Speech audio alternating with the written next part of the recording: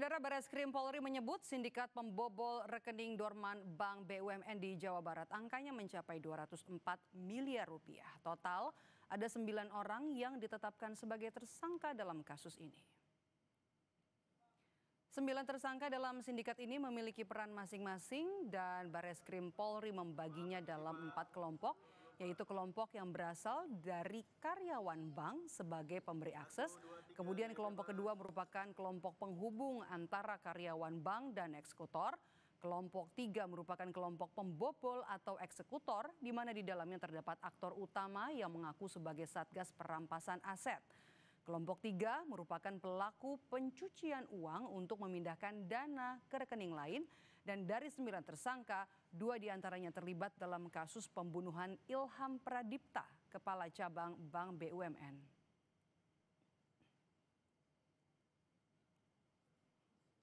Dari hasil penyidikan yang dilakukan berhasil memulihkan dan menyelamatkan seluruh dana yang ditransaksikan secara ilegal dengan total 204 miliar rupiah.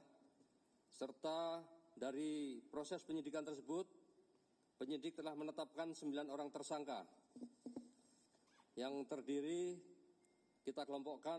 Yang pertama yaitu kelompok pelaku yang berasal dari karyawan bank, yaitu AP, 50 tahun, selaku Kepala Cabang Pembantu, yang perannya memberikan akses ke aplikasi core banking system kepada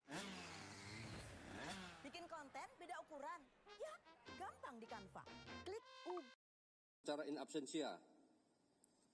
Yang kedua yaitu GRH, 43 tahun, selaku Consumer Relation Manager dengan peran sebagai penghubung antara kelompok jaringan sindikat pembobol dengan Kepala Cabang Pembantu. Kemudian kelompok pelaku pembobol atau eksekutor, yang pertama yaitu C, 41 tahun, dengan peran selaku mastermind atau aktor utama dari kegiatan pemindahan dana tersebut dan mengaku sebagai Satgas Perampasan Aset. Yang ketiga yaitu kelompok pelaku pencucian uang, yang pertama yaitu DH, 39 tahun, dengan peran sebagai pihak yang bekerja sama dengan pelaku pembobol bank untuk melakukan pembukaan blokir rekening dan memindahkan dana yang terblokir. Dari 9 pelaku di atas, terdapat 2 orang tersangka berinisial C dan K serta DH sebagai sindikat jaringan pembobolan dana nasabah yang menargetkan rekening dorman, yang juga terlibat dalam kasus penculikan terhadap Kepala Cabang Bank BRI, Cabang Cempaka Putih, berinisial MIP, yang saat ini ditangani oleh Ditreskrim Polda Metro Jaya. Lebih lengkap soal sindikat pembobolan rekening dorman, kita akan bahas bersama dengan pakar tindak pidana pencucian uang, Yenti Ganarsi. Selamat petang, Bu Yenti dengan Maidop. Selamat petang, Mbak Maidop. Bu Yenti, yang dibobol ini angkanya 204 miliar rupiah dari rekening dorman ya. Rekening dorman ini rentan dibobol. Bu Yenti, Anda melihat seperti itu, kok bisa, Bu? Nah, ini kan rekening dorman itu kan harusnya yang tahu bahwa ada rekening dorman, berapa jumlah orang yang punya rekening dorman dan berapa jumlah isi rekening itu harusnya kan hanya pihak bank saja gitu ya. Walaupun tadi dikatakan ada 3 kelompok. Kelompok pertama adalah kelompok yang memang sebenarnya kelompok pertama adalah kelompok yang berkepentingan, itu yang pengusaha, yang otaknya itu, mastermind-nya itu. Baru kelompok keduanya itu perbankannya karena lewat dia kan. Nah ini berarti kan antara kedua kelompok itu sudah ada kerjasama atau ada paling tidak ada membuka rahasia bank ya kan. Kenapa mereka tahu bahwa di bank itu ada rekening-rekening dorman dan isinya besar gitu ya. Nah itu kan rekening dorman itu kan kalau internasional itu 180 hari. Kalau kita 3 bulan ya 90 hari. Yaitu kalau tidak ada pendebitan dan kredit itu memang harus disampaikan, takutnya apakah ini yang memiliki sudah meninggal atau apa dan sebagainya gitu ya. Nah ini kan yang mengawasi atau yang mengontrol itu hanya orang-orang tertentu dari bank itu kenapa bisa bobol, dan ini saya kira jangan-jangan ini bukan baru sekali ini terjadi gitu ya. Nah setelah itu mereka akan kerjasama, mereka akan mencari orang-orang yang bisa menghubungkan antara, setelah diketahui bahwa bank ini ada dorman baru kan, mereka siapa orang yang bisa mencari, menghubungkan kepala cabang di mana rekening dorman itu cukup besar, kan gitu ya. Bukan dorman yang kecil-kecil pastinya, karena resikonya besar sekali ini kan.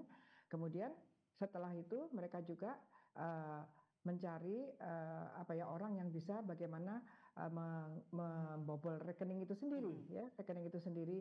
Memang kejahatan perbankan itu tidak mungkin terjadi kalau tidak ada orang dalam, ya itu tidak mungkin. Itu kan tadi kan dikatakan bahwa ada akses illegal core banking system gitu ya, itu pasti orang dalam. Kalau nggak orang dalam ya mantan pegawai gitu kan, itu pasti ya, itu jadi kerjasama. Oke Bu, jadi ini bukan hanya semata-mata karena kelemahan sistem perbankan kita, tapi juga ada pihak orang dalam yang tidak tahan untuk memberikan akses begitu atau membuka akses. Iya. Sistem itu sebetulnya tidak terlalu, kalau kita katakan tidak rentan sepanjang integritasnya terjaga ya. Sistem itu tidak rentan, bahkan ketahuan kalau ada masalah ya. Justru sistem yang ada itu pun kemudian dibukanya juga pasti walaupun pakai sistem juga, tapi manual dia membuka ke sana gitu. Jadi bukan banking crimes yang dari luar itu misalnya seperti scamming dan sebagainya, bukan. Ini kan sudah kerjasama memberikan aksesnya, user name-nya dan lain sebagainya, mereka buka dengan gampangnya kan, karena dia menyalahgunakan kekuasaannya juga. Harusnya kan user itu kan hanya untuk dia, tapi kemudian digunakan untuk membobol rekening. Dan setelah mengetahui itu, kemudian uang itu dengan mungkin secara e-banking maksudnya ya, kok menggunakan istilah in absentia itu mungkin memang tidak hadir ya memang tidak, itu pasti menggunakan banking crimes wire banking system yang dibongkar gitu ya. Artinya memang bukan orangnya datang gitu ya, in absentia. I don't know kenapa menggunakan terminologi itu, tapi itu adalah penggunaan pembobolan bank menggunakan sistem white collar crime banking system. Nah setelah itu kan kemudian kan disiapkan juga rekening-rekening penampungan kan gitu ya, di situ juga kan rekening penampungan itu gampang lah, easy ya. Tetapi seharusnya ketika ada rekening-rekening penampungan dan kemudian itu harusnya menjadi kecurigaan pihak bank yang lain gitu ya, selain yang terlibat ini, kenapa ada penampungan dan kemudian uang itu mengucur, karena uang itu kemudian sudah pindah lagi ke money changer kan. Nah ini harus dilihat lagi, kenapa kok tidak ketika ketahuan, padahal ini sebetulnya mudah ketahuan harusnya kalau banking system kontrolnya itu bagus. Bu Yenti, ciri dari sebuah rekening yang dijadikan sebagai rekening tampungan untuk mencuri uang dari rekening dorman itu gimana Bu? Pada umumnya ya, penipuan-penipuan online itu orang yang menipu itu pasti mengincar rekening orang yang ditipu. Artinya mereka melakukannya lewat bank rekeningnya gitu kan. Nah itu pada umumnya mereka yang melakukan itu akan bikin rekening baru gitu ya. Mestinya know your customers-nya perbankan ini benar-benar ditaati. Jadi jangan hanya formalitas. Ini siapa yang mau membuka rekening, terus kemudian dilihat setelah membuka rekening tiba-tiba masuknya seperti apa, itu harusnya dicermati. Kalau memang seperti dihipnotis, sebetulnya bukan hipnotis, itu cuma dibawa alur ceritanya sedemikian rupa dan selalu ada titik-titik tertentu yang mengatakan jangan bilang siapa-siapa. Nanti dia bilang kamu terancam dan sebagainya. Sehingga uang itu mengalir ke sana berapa menit keluar. Maaf saya potong Bu Yenti. Bu Yenti, jadi singkat saja, apakah cukup hanya orang dalam atau juga perlu sampai pimpinan-pimpinan banknya juga untuk diperiksa? Ya kalau seperti ini kan bukan hanya orang yang akan terlibat ya yang diperiksa ya. Seperti pimpinan banknya juga akan dilihat, terutama berkaitan dengan kontrol, berkaitan dengan reporting obligation ya, ketika ada transaksi yang mencurigakan. Saya kira ini salah satu kasus. Kasus lain banyak sekali, penipuan-penipuan nasabah yang ditipu online kemudian menggunakan rekening. Sayangnya pihak bank kurang kooperatif untuk membela masyarakat sehingga mudah sekali setelah masuk keluar. Dan kemudian ketika ini disalurkan ke money changer dan sebagainya, itu adalah pencucian uang. Tetapi juga ketika membuka rekening penampungan dan yang membuka itu mendapatkan uang, itu dia sudah terjadi pencucian uang. Kita sudah dapat poinnya. Baik, terima kasih atas perbincangannya di Kompas Petang hari ini. Terima kasih Bu Yenti Ganarsi, pakar tindak pidana pencucian uang. Sehat selalu Bu Yenti.